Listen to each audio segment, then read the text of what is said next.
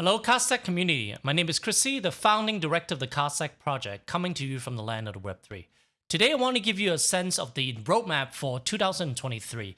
Last year, we spent a lot of time launching product and iterating with our community, as well as building additional components to the core Cardstack stack that is now crystallizing into a platform that we can use to not only build Web3 features that connect world of blockchain to people's life, but also compete with the type of technology that is now under churn.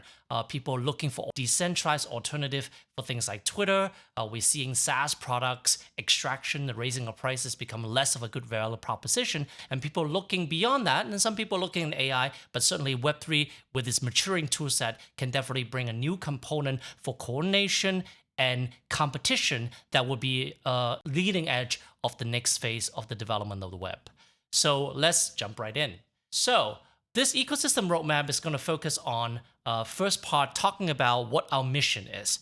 For people who are following our project, we know that Cardstack is working on multiple components, but ultimately what we're trying to do is build a open software ecosystem that will compete with proprietary SaaS solution with ownable and composable alternatives. And what we mean by composable is that software that are composable allows you to take components as built by different people and different teams and put them together. And then once you have those software working together, whatever data that you create actually get owned by you. So if you look at the software ecosystem as its components, there's really three parts of it. One is that there must be sharing of code. The logic, the templates, the layout, and the functionality has to be shared between people so that your software is compatible with mine. I can send things to you and you'll be able to load it because you can use the same software that I used to create it and then display it. And that implies that with this sharing of code, the data that's generated by this software, whether that's content creation tool, it could be financial transaction tools like invoices or payment, are all shareable data because you know that same state, that same information about that data or content or some sort of financial assets can be rendered and presented, interact in a consistent way because of that shared code. And the final part of it is it also have to have shared revenue, which means the software stack, whether it's the UI, the middleware, the connection to the blockchain, or even tools that are supporting this infrastructure, whether it's cloud or node services, has to have a slice of the revenue so that there's not a weird cross-subsidies model that is hidden, but actually transparently shown and presented using smart contract and tokens and stablecoin as a counting mechanism to say, this $100 that the user is paying for this software is attributed to the person who helped sell it with a commission, the person who's hosting it for the fee and the infrastructure for storage and compute, and down to people who wrote a library of software for encryption that should be getting a tiny size of revenue across a wide swath of users that is benefiting from that infrastructure, that shared code. So shared code, shared data, and shared revenue needs to work together. So the code that is underlying must be open source so that we can depend on this stuff being there. So you can shut down the project or have a company got acquired or whatever it might be. The code once published is part of the commons and it's something that can be relied upon. You can use it, make your livelihood on it, create your best work of your career on it, and knowing that the software used to open it, to look at it, is always going to be available because it's part of this open source commons. And it must create and use open state. Now, open state means that the information that's created is owned at least by the user. So if I create a blog post, I have that. That's information to me. But if I share it within my organization or my publication, then the people that I share it with will also have this data. To a more extreme version, that could also be open to the world, like a blockchain, where you publish this information for all to see, and it becomes part of the information commons that allow people to say, hey, what is the current price of this? Or who's the owner of this particular asset, NFT or otherwise? There is a open database, blockchain, that has the open state.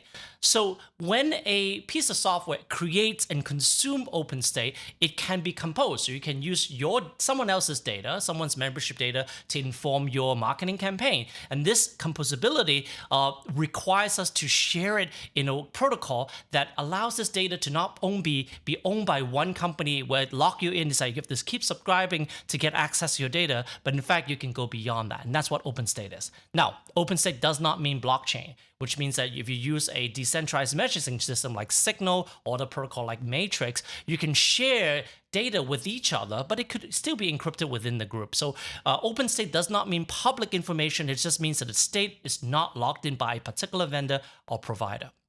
And the final part of this is that this open source or open state is great, and it's a great way to show the idealism. But how do you sustain the people who are creating the content, obviously maintaining the software? There must be an open economy. And by open economy means a design economy that is recognizing that things only moves when there's revenue coming in, customer has to pay for something, someone has to part cash in exchange for products and services. That's your pie. From that pie, there needs to be a way to share the proportional revenue for different aspects of the people who are contributing, whether people write the code, people who sell the software, maintain, provide the support, has to get a slice of this pie so that this open economy is sustainable onto itself. It doesn't require venture capital cross subsidy, doesn't require any type of weird advertising supporting thing. Not to say that advertising marketing can be part of this economy, but it needs to be accounted for transparently. So an open source software ecosystem must be open source, share open state, and be building an open economy.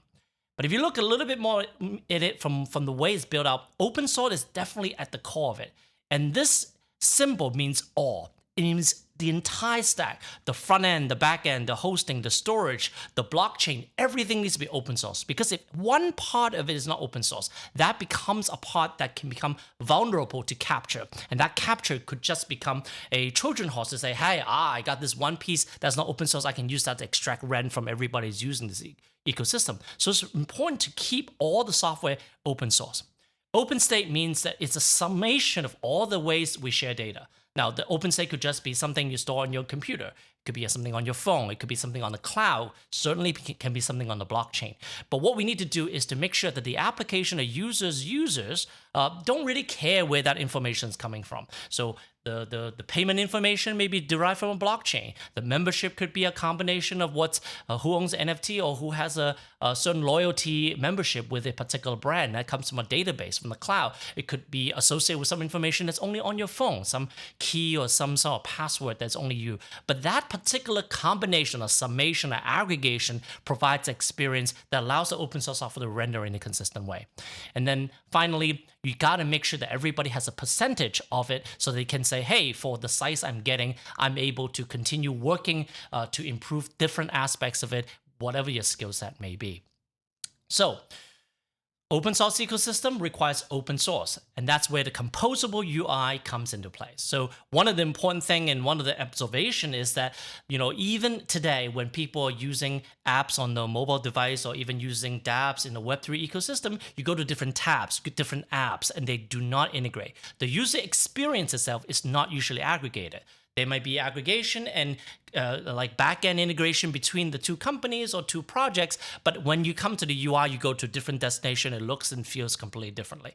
We believe the composable UI, which means user interface that has a front end, what your user sees, in the back end, how it integrates has to be, the building block has to be kind of full stack. The second thing is composable data. So these open state can come from cloud, local device, and blockchain. And regardless of what protocol they speak and how they come in, whether it's written in Solidity, JavaScript, WASM, or whatever it might be, that data has to be something that can be brought together. The best example of composable data that most people know about is Excel. It doesn't matter how you got the data. Once you get the data in Excel, you can combine them, sum them, cross-reference them to build new type of thing.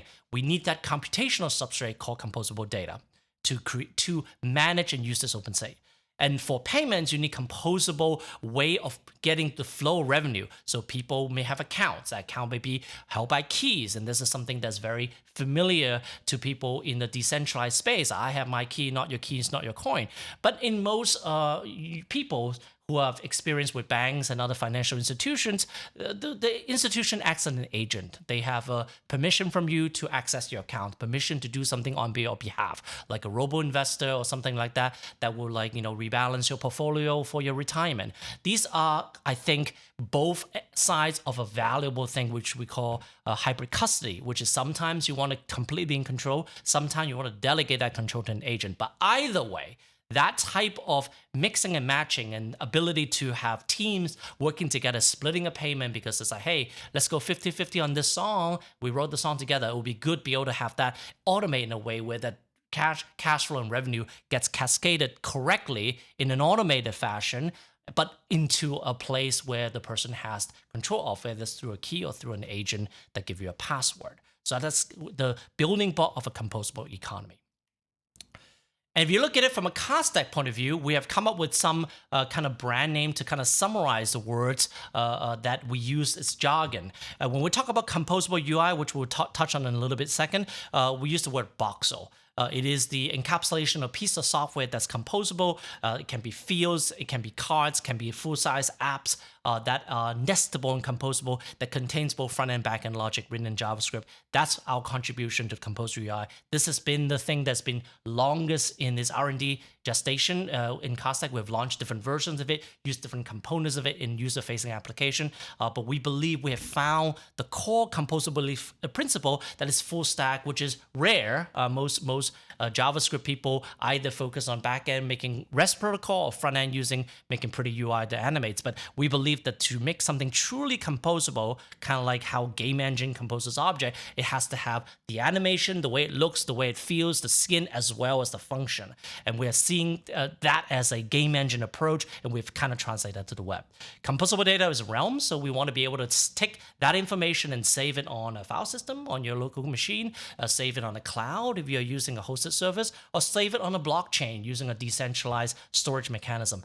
All of these things are like a place to put something, and some of them may not be as obvious. If I'm chatting with you in an encrypted signal style end-to-end chat, my realm with you, my room, is a type of realm. I can put a card, I can put a box, so I can put an encapsulation of this logic and data in that thing. And we want to be able to have those realms connect to, through different integration approaches, to the different types of devices and blockchains. But once it's in a realm, once it's in a Boxel, they're composable regardless of where they came from. And then finally, on the composable payment, we think that there is a importance of having a protocol that allows for the revenue distribution aspects of it. So the logic of determine who gets which slice and what kind of agreements are in place so that you can split the payment. We call that champer. We'll touch on that in a second. And then as far as the keys and agent, we believe that like two-factor authentication, like there's two devices you need to log in. We can think of these agents and keys as different factors that controls your on-chain account, or in some cases off-chain accounts. And that works together as a distribution protocol and a control or value of these smart accounts or smart contract wallet or account abstraction, whatever you call it. And that is a lot of the work that we worked on through the Card Pay protocol series, and now it's turning into a larger, more generalized thing to allow us to do composable payment for business use case as well as consumer use cases. So that's our position of what an open source, open software ecosystem look like. Based on that categorization and those brands you've seen, we want to kind of reorganize a lot of the work we're working on around two words. One is Boxel, which is about the product, what the developers are building and assembling, extending, and customizing, so we can advance the web in Web3.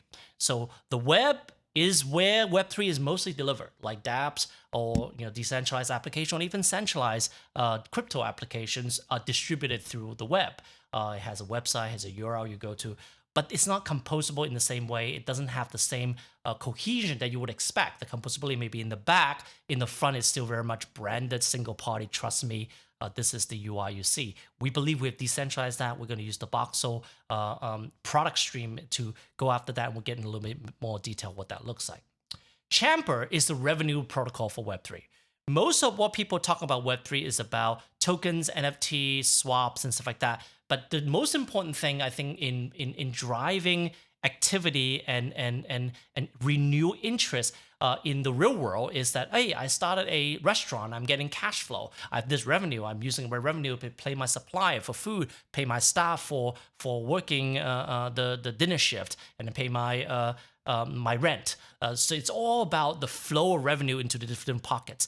That's something that Web3 can uniquely do well, especially with the stablecoin being a unit accounting that people understand internationally. But it's missing a lot of things. And what we believe and what we've learned in doing the work around payments is that there's an opportunity to build an end-to-end protocol from the user, the customer paying in, to pulling the funds, understanding the deals, and then cascading that revenue to the different people, whether it's the company or the person who directly provided a service, or downstream to vendors and royalties and licensing deal that may be upstream, or even commissions. So that's the Champer protocol.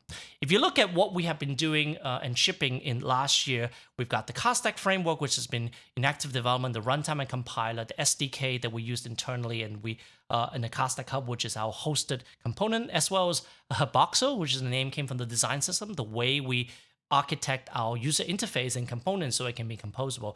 Those are the things that are now kind of going into this product work stream under the umbrella of Boxel and all unified. So we can just reduce the number of terminology that we use internally. Champer, in the same way, kind of summarizes the work that we've done in CardPay.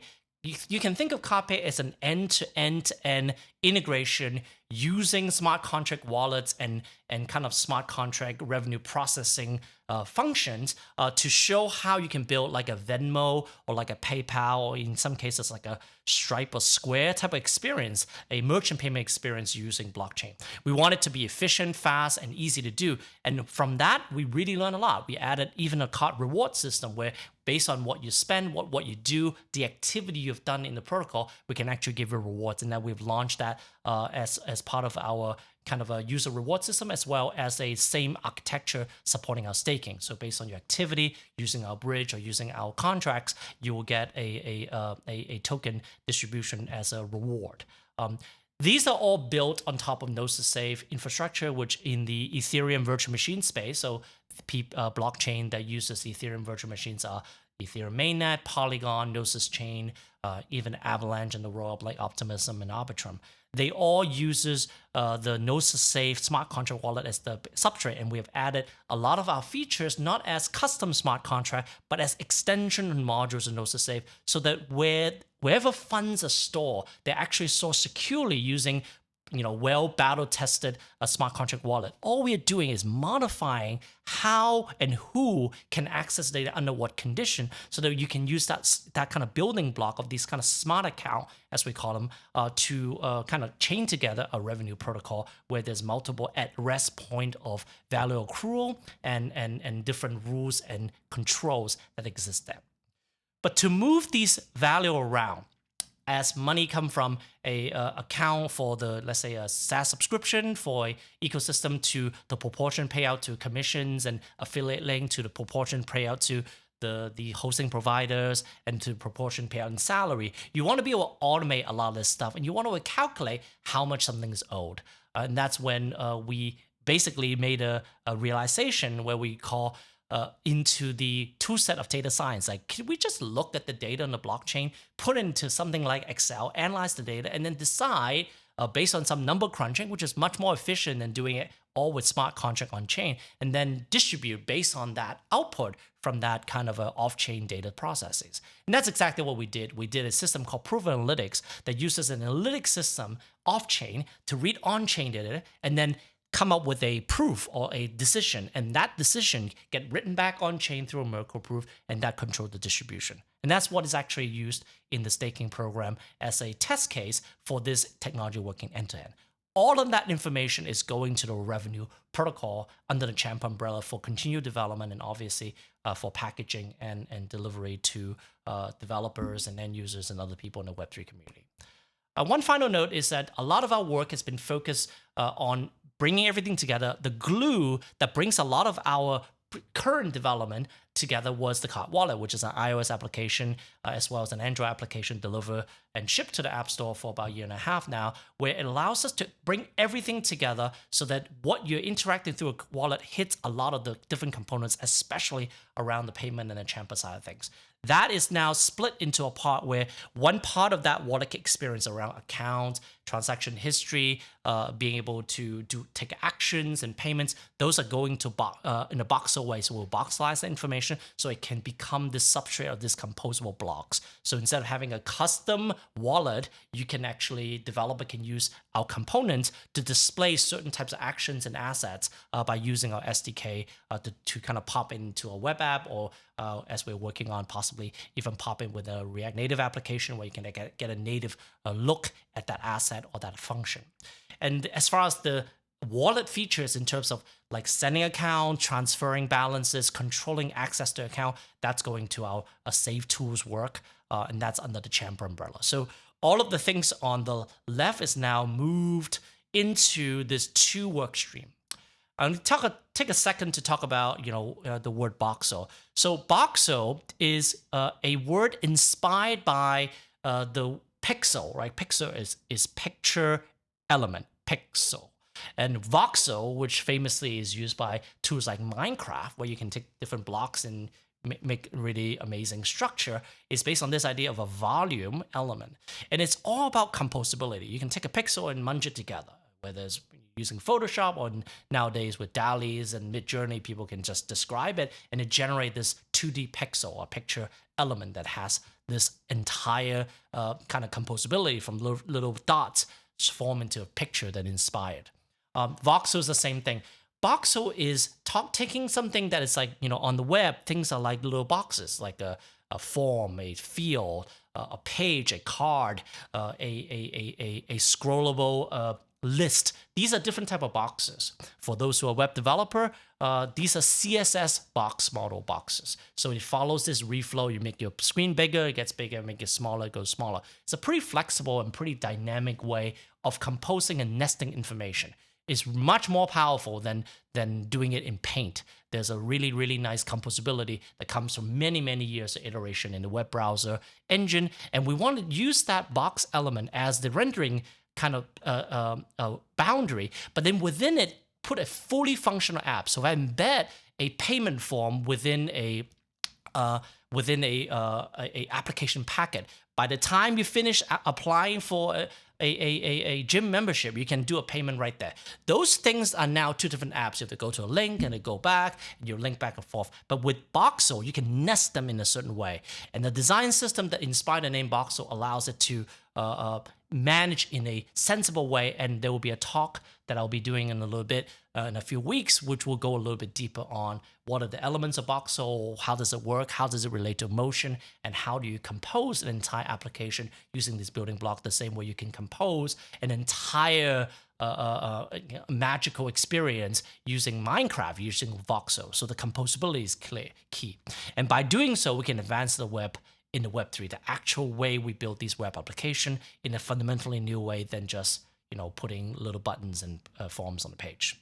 So what we are working on and shipping soon is this runtime where this entire Boxel is running in your browser. The environment is your browser. And it uses the latest technology like service work and stuff like that to give you this completely decentralized experience. You don't need to have any host. It's a truly kind of your own system.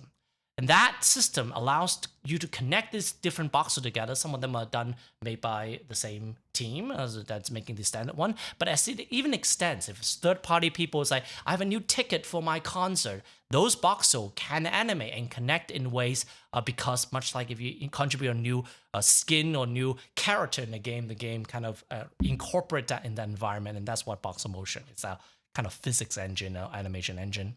We're adding the capability for you to send these Boxel back and forth.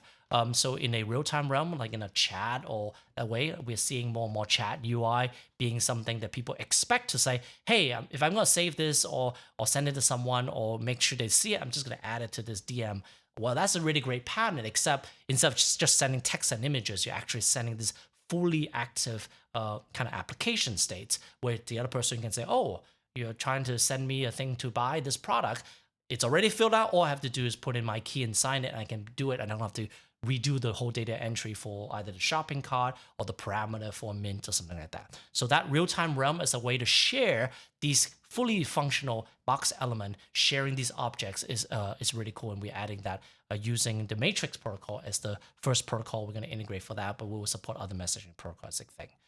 For developers, you are just making the Boxel. You don't have to worry about the environment. It's all really well layered and very well architected framework. So we're going to create a new documentation site and with demos showing you how to leverage all this composer capability so that you can just build the part that's new or extend the thing that you want to work a different way. You can take an existing payment form that looks pretty good using more traditional payment and connect it to your unique type of smart contract platform. You can do that, or you can connect it to PayPal's API as well, but it will look the same and user will have a similar expectation. That type of adoption extension, how you construct it, will be presented in its full glory in a new documentation website geared for developers. And finally, as someone you have played with our workflow system for bridging and stuff like that, that is our test of our workflow UI concept. We're going to generalize those workflows so the Boxel just supports those workflows. You can just declare, oh, my workflow has 3 steps, and they will just walk through that. Developer just have to focus on the actual element that's being embedded without having to worry about making that workflow system. So I want to generalize that and give it to everybody too. So that's roughly in sequence what we're working on with this product work stream. There are things for developer, but they're also for enthusiasts and end user to test out throughout this year. On the protocol side, we want to be able to extend the capability of what we have learned using this off-chain analytics. So Champer is a pretty long acronym that stands for Consensus through the Harmony of Analytical Machines Producing Evaluated Results. Analytical machines is just data processing, data science. You can call it AI and machine learning if you want you to use a certain types of computation and generation, but generally is the Python ecosystem, or PyData to be more specific, providing these kind of Excel-like processing, queries, and filtering tools, and that's what is already integrated internally in Champer. We want to expose that capability to other developers to use.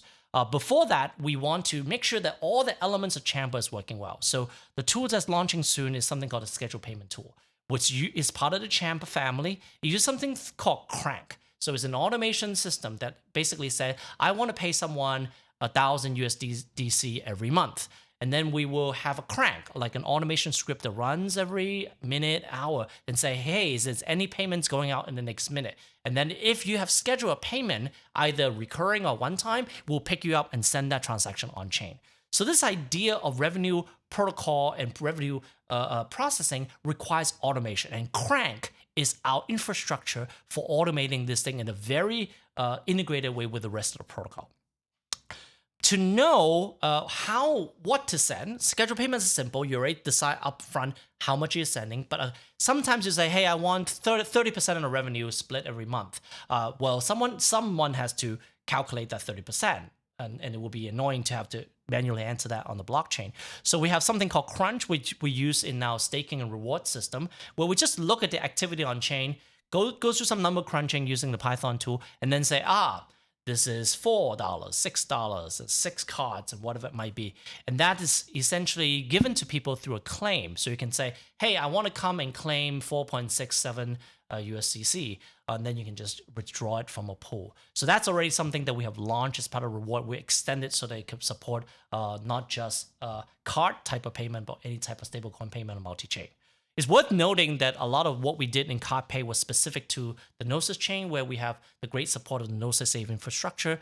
For Champer, we are actually launching on all the chains. So all the EVM compatible chains that Gnosis Safe currently supports, including Polygon, Arbitrum, and Optimism, are all on our deployment list. So we're moving from a single chain protocol with CardPay to a multi-chain deployment with Champer. So it's very good to be able to see, hey, can I do a revenue distribution or some sort of token distribution on a particular chain using Champer and Crank and Crunch? Yes, you can do that as long as your wallet support the claim function, which is just signing some transaction to withdraw on your safe. To make saves interact with the protocol, in CardPay, we made some very specific enhancements to Nosa Safe smart contract. But more and more, we decided that the extension framework the Nosa Safe team has given to the ecosystem called Safe modules are actually the best way to extend the capability. So we're creating a set of modules that allows any save to participate in this kind of more automated, more dual control, dual custody scenario. So we're going to create a suite of add-ons that we're going to use for Champer, but beyond that, we'll also make those two available for communities called Factor. So you can think about it as expansion pack for the control of custody, so hybrid custody. So sometimes you want to give control to an agent, sometimes you want to control yourself, sometimes you want 2 or 3 people to come together and control it. All those things can be constructed using these Factor modules, which integrates with the rest of the system. Quickly, the way we also create this control is that if you have an account, let's say you're sharing revenue with your fellow restaurant workers, so like a tip jar, you don't want people to just take their hand and take money out. You want to like clamp it. You want to close it until it's distributed through this settlement, this crunch, this calculation. So there will be restrictions. So Factor will clamp down a particular account. That's like a special purpose vehicle of sorts, SPV, where only way to get it is through an existing agreement and a claim ticket for it. And that also allows us to put a certain amount of value into a sink for paying fees or commissions. And that combination of crunch, claim, clamp, and sing are these basic components, as well as the Factor control for hybrid custody, that allows us to have the building block to build almost any type of revenue that you would do. And as we improve the capability to show it in this initial use case, which I'll talk about in a second, we really hope Champer is something that allow developer to upload their own analytic pipelines or processing tools or algorithms. And much like smart contract, you can submit them to the Champer network, and then we'll say, oh, you want to do some Sybil detection to figure out if someone's spamming you and filter out people who may be doing that so that they can't claim. Those type of logic can be written in more like a machine learning, data science type of platform, but it have this on-chain consequences that allows you to simplify the blockchain part of it, just for distributing value if someone come with a claim check, but actually enhance the capability for the type of business logic that makes things sensible and fair. So with Boxel and Champer as our kind of work stream to organize our own work within our team, our launch is what we're going to interact with the outside world, to our community and other parts of the ecosystem we're going to reach out to. It's going to be in this way. We're going to first do something, then do something thereafter. The first thing you're going to see on the Boxel side is the environment SDK, to be able to show you what a Boxel environment looks like. This is based on the in-browser version, so it's much more efficient and much more controlled by the user, no hosting components in here. And that's for JavaScript developer to play around with writing code in the browser and then having it modify the Boxel in real time. It's pretty cool, and we would continue help getting feedback on the SDK to enhance that work. On the Champer side, the payment schedule tool has been something we're working on for the last 3 to 6 months, different aspects of it up and down the stack. So if you have a EVM wallet, like a MetaMask or Rainbow or something like that, and also the Nosa Safe mobile app, you'll be able to schedule payment in a very trustless way. So we will only submit your payment. It's like mailing your envelope at the right time, but we can't change the value that you're sending here. And that's something that use a lot of the Champer infrastructure, especially on the crank. Then, once we have the Boxel side, the next thing we're going to do is to expand the use case. We've talked about how Cardstack can do a lot of things. Well, Cardstack does a lot of things by having different Boxel deal with the concept of invoice, with vendors, with records of packets and submissions and forms and leads and customer records. All of these things, including content and pictures, or even pictures that wraps a prompt and contains the output, and you can modify the prompt and get a new output. These are all full stack application that feels like a document when you look at them. But you click edit, you click duplicate, you can actually interact with it and make new things. Pretty powerful. So Boxel use cases demo is an example to show not only the design system, the runtime, everything, but also help people understand the imagination of use cases related to the web, like more like SaaS use cases, things that you expect from a Web 2 company, but also uniquely Web 3 use cases like accounts and assets. Encapsulated and delivered and manipulated through Boxel. We want to show that in a visceral way. And we'll put that on the website and make some demo applications and have people just get a sense of what you can do with Boxel being the building block. With Champa, the next really important thing we're working on is actually getting to a point to work on some harder data science problem, which is revenue distribution on the front is relatively easy. So what we did in CardPay, you pay this person, that person owes a commission, that person get 5%, this person get 95%, very straightforward.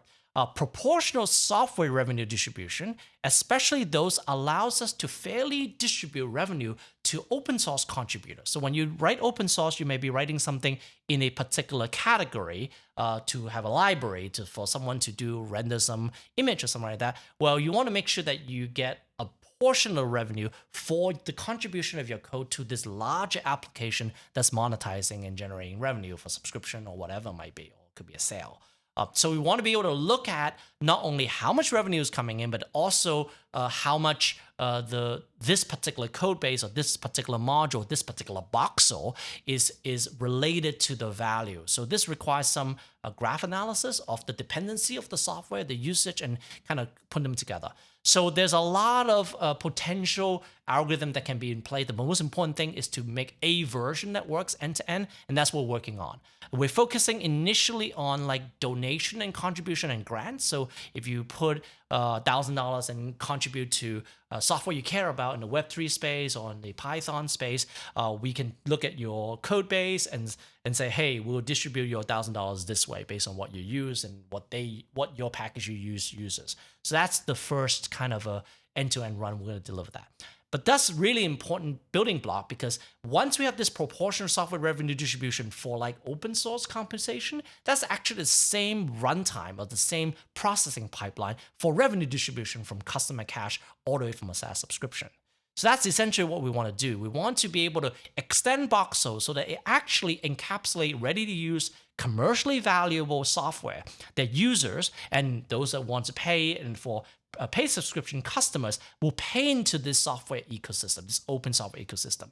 And based on that, they do it through a Web3 native payment and subscription. So they're actually paying to use the software and selling using Web3. Now, people who don't have wallets can use Apple Pay or Stripe to buy in, and then that gets essentially converted to stablecoin in these Champa-based revenue distribution pools, which are implemented using safes. And it will trickle down through the Champa process to the right people. So the work that we're building up to it, the payment scheduling tool, essentially help with the subscription aspect, touching the user and customers, and the proportional software distribution for Champa helps with the actual distribution to the people whose work and continue care maintains and make the software work.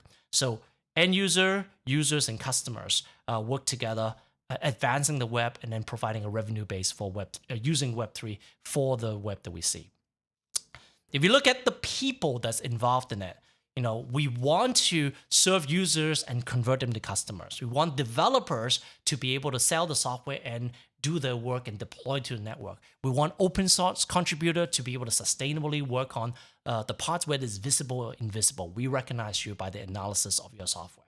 We want marketers to be able to say, hey, if I market this, I'm going to get either a fee or revenue, or you may actually make an organization that supports customer, and that allows you to say, hey, don't be so scared about this open source technology. I can support you. There's many people in the WordPress ecosystem doing that very well, and we consider them an important part of a value-added reseller, and we want them to feel compensated and stuff like that.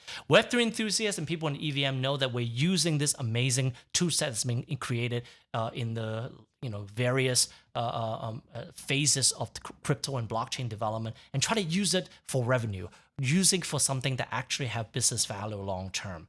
And Card community know that your work and guidance, especially as we look for governance and management and curation across this network, where there's a particular voxel gets distributed to a wide audience to go through some scrutiny, or whether there's a way to decide whether a particular organization can affiliate and use the Cardstack brand name to be a kind of verified. These are all very important functions that we want the community to help us curate and make sure that the information that is being delivered to a regular user who don't know much about technology but would like to have a cheaper, faster alternative to the Web3 tools will come to Cardstack, with this ecosystem of contributors and supporters and people working within this ecosystem to get the value instead of going to a big company that may or may not continue the product long term. So this is the year we want to bring it all together, and we want people to come to bring it all together on Cardstack. The Cardstack brand name, the Cardstack name is the summary of all the stuff that we're talking about. Now, Boxel and Champer is how we are shipping, how we're delivering, how we're organizing work. But at the end of the day, when someone say, I'm using Cardstack instead of G Suite, I'm using Cardstack instead of Salesforce, I'm using Cardstack instead of Notion, it's because they see the open source spirit and the open state, the ability to share, and the Web3 idea of ownership and composability is something that not only speaks to them in a kind of maybe intellectual and moral level, but it's also more convenient when the information about customer record can just easily get into your notes, and your notes can get easily into a invoice, and your invoice get paid on chain, and that becomes the data that allows you to direct your marketing or target people a certain way. So there are many, many ways where this open state, open source, and open economy can be rich, and we want Cardstack to continue to provide that integration bits that I think many people are skipping over. They're trying to find point solution that is exciting in this particular moment, chasing fads. Cardstack has been doggedly committed to building the software ecosystem. There's many parts of it, but through the work that we've done and the iteration that we've done over the years, we feel like this is the year that Boxel, Champer is going to come together to bring those two really important aspects of product and protocol. The protocol distributed revenue, the revenue comes from buying the product. And what better product to buy and sell than software? It has basically infinite profit margin that can be used for bad, for exploitation, but it can also use to renew and refresh and give people who love software, who loves the power of software, loves to leverage software, thinks that software is more than just a bunch of SaaS Silicon Valley company extracting revenue from company can switch out into a true collaborative curation of tools that allows for creativity, allows for collaboration and transaction in a meaningful way. And that's essentially what we're focusing on 2023.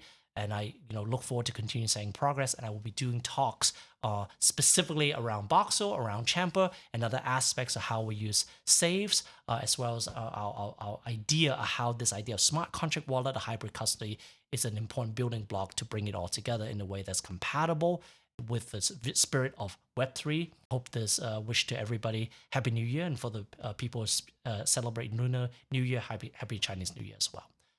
Thank you very much for your time and attention. Until next time, take care.